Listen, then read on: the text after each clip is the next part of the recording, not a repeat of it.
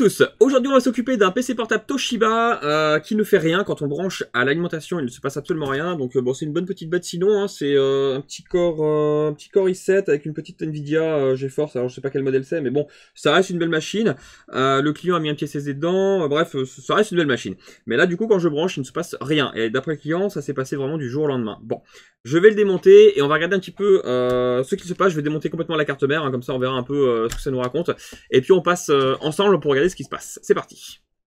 Voilà, j'ai donc démonté la carte mère. Alors j'ai gardé le petit connecteur qui était dans le châssis, hein, forcément. Donc là on a la belle carte mère toute seule, on va dire. On va faire du coup quelques tests rapides, hein, forcément. Je vais vous passer sous le microscope et mettre le multimètre. Je vais brancher à mon alimentation et on va essayer de comprendre un peu ce qu'il se passe sur cette machine. Pourquoi on n'a rien du tout. Alors j'ai pas de voyant, j'ai vraiment rien du tout, hein, absolument rien. Donc bon, je mets l'outil logiciel, je branche tout ça et on regarde ça. Voilà, donc j'ai branché le petit connecteur de charge, donc on a techniquement nos 19 volts qui doivent arriver ici, là. Donc là j'ai bien 19 volts, tout va bien. Ensuite ça passe par la bobine qui est là, et donc ça ressort ici. 19 volts, toujours, tout va bien.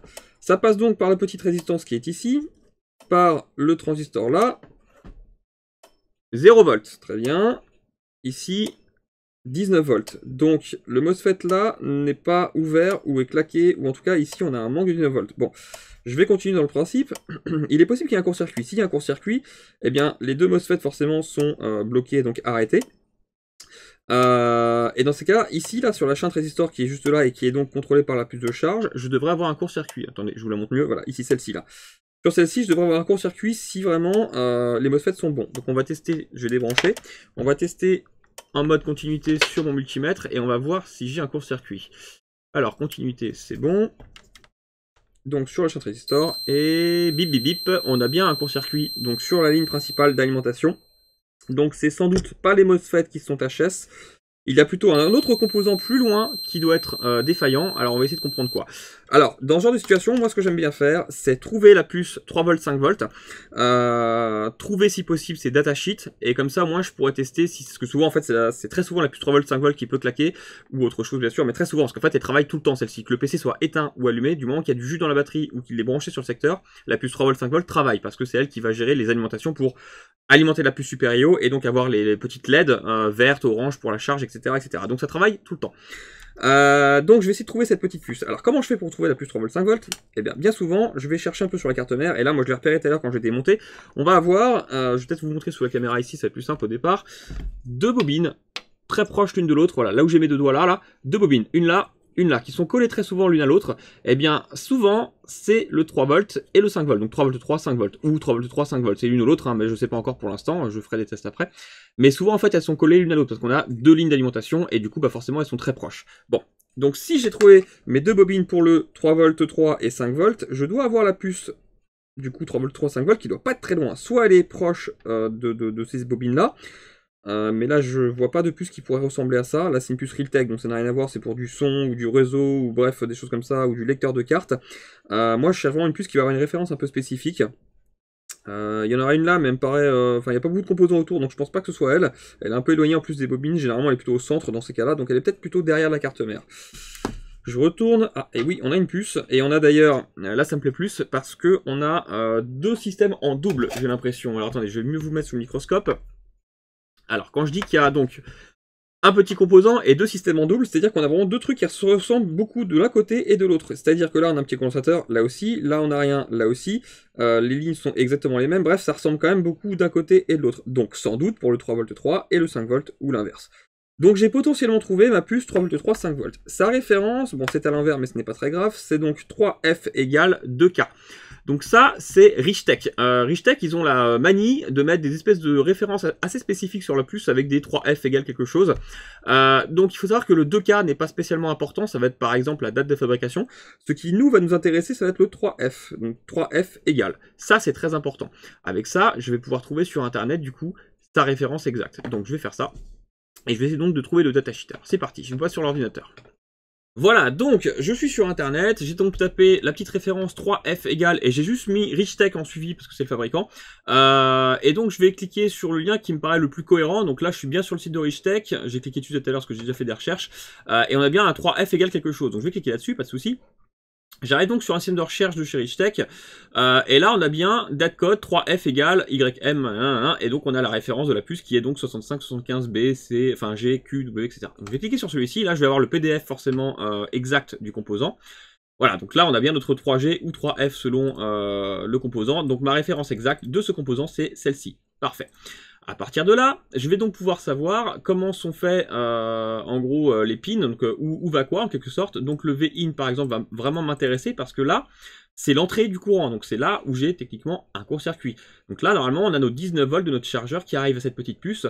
Après, on a une activation, etc. Mais là, pour l'instant, on n'est pas là, on est vraiment sur ce petit V-in.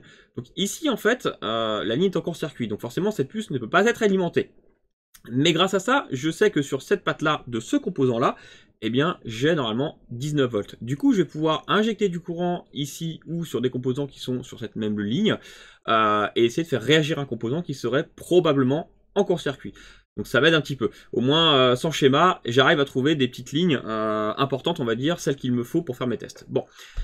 Maintenant que j'ai trouvé ça, du coup, je vais pouvoir essayer de trouver des composants liés à ça, mais bon, je sais que c'est forcément le 19 volts d'entrée, donc je pourrais injecter ici pour un côté de la carte mère, mais de l'autre côté, bah, je trouverai une autre ligne qui sera du coup sur le 19 volts. Allez, c'est parti, on fait ça et on se met sous la caméra thermique.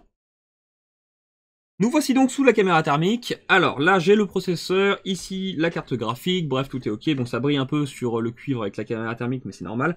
Je vais donc trouver un endroit où on a bien nos 19 volts d'entrée. Alors ici, on a un MOSFET pour alimenter le processeur. Et j'ai des condensateurs de stabilisation juste ici. Et ici, en fait, on a nos 19 volts qui viennent du chargeur. Hein, c'est la même ligne. Donc j'ai bien vérifié avant. Hein, faut se méfier. Ne faites pas n'importe quoi. N'injectez pas du courant n'importe où. Sinon, vous risquez de cramer le processeur ou le chipset ou la carte graphique ou n'importe quel autre composant qui serait vraiment important. Mais là, moi, j'ai bien vérifié. Et ici, j'ai bien mon plus 19 volts. Bon.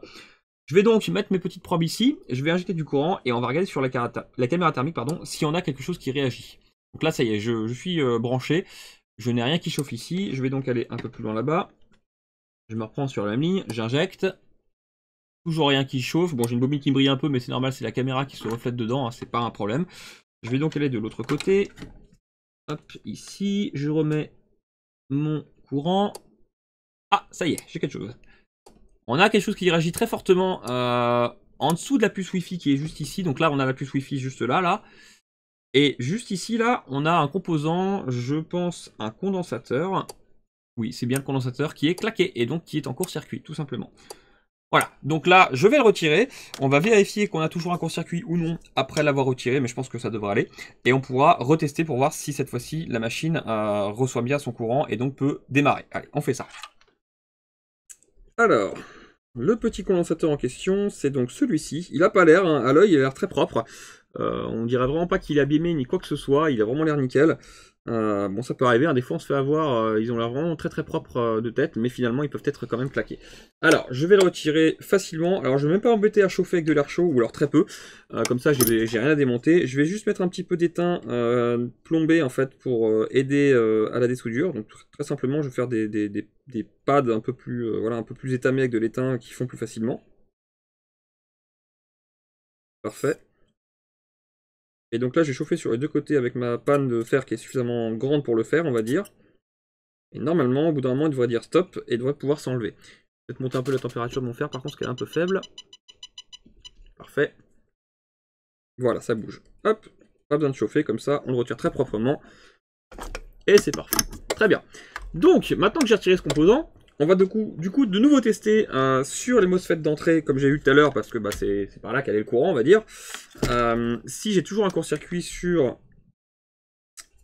la ligne, hop, je vais me rebrancher sur mon multimètre tout de suite. Voilà. Je remets le petit logiciel besoin. Parfait. Voilà, donc je teste. Et plus de court-circuit, ça ne sonne plus, c'est parfait. Donc tout va bien, je pense qu'on a trouvé notre coupable. Tout est parfait, on est OL, donc c'est très bien. Je vais donc rebrancher le chargeur cette fois-ci. Et on va tester du coup sur cette shunt résistor si maintenant on a du courant et donc si ça pourra démarrer. Alors je passe mon multimètre en volts. Voilà, toc. Et donc je teste 18 volts. Enfin 19 quasiment, hein, 18 800 on va dire, donc 19. Donc c'est parfait, j'ai retrouvé mon courant, donc là techniquement il n'y a plus de court-circuit et donc techniquement ma carte mère devrait pouvoir démarrer. Je vais en profiter, je vais rigoler un coup. On va en profiter pour voir si on a bien du 3V3 hop, sur une des bobines. 5 volts, donc ça c'est celle du 5 volts. Donc celle d'en dessous, ça doit être le 3V3. Est-ce que j'arrive, hop, voilà, à me mettre dessus. 3V3, donc je pense qu'on est bon, cette machine est prête à démarrer. J'ai juste à remonter et normalement on devrait pouvoir avoir un appareil qui fonctionne. C'était vraiment pas méchant. Hop, on remonte et on fait un test. Voilà, donc j'ai remonté l'appareil rapidement, comme toujours. Je tente de l'allumer. J'ai cette fois-ci une consommation qui me plaît bien, 0,70 mAh, c'est pas mal du tout. 0,46, voilà, pof. Et on est bon, on a un écran. Bon là il me dit que la date et l'heure a été réinitialisée, c'est normal, parce que quand j'ai débranché, bah forcément j'ai enlevé la pile BIOS et donc ça a remis tout à zéro. On tombe donc sur le BIOS, je pense que là du coup je vais devoir re-régler le BIOS au niveau du démarrage du disque dur du client, mais dans tous les cas, celui-ci il est reparti, c'est tout bon. Donc c'était pas bien méchant, juste un petit condensateur qui était encore circuit. Mais voilà, j'ai voulu vous faire cette vidéo là pour vous montrer un peu, encore une fois, comment je procède pour le diagnostic. Où est tel puce, où est tel composant, qu'est-ce que je teste. Et là c'était encore une fois pas les MOSFET, hein, donc méfiez-vous parce qu'il y en a beaucoup qui nous appellent pour des histoires de MOSFET, parce que j'ai fait une vidéo sur des PC portables Asus qui avaient un problème de MOSFET.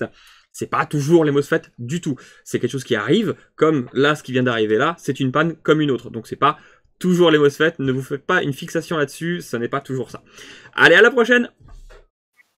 Si vous souhaitez faire réparer votre matériel, n'hésitez pas à cliquer sur un des liens en dessous de chaque vidéo YouTube. Vous avez notre site internet afin de cliquer sur le lien réparation et de remplir le formulaire pour envoyer votre appareil. Vous avez aussi tous les tarifs qui sont accessibles sur notre site.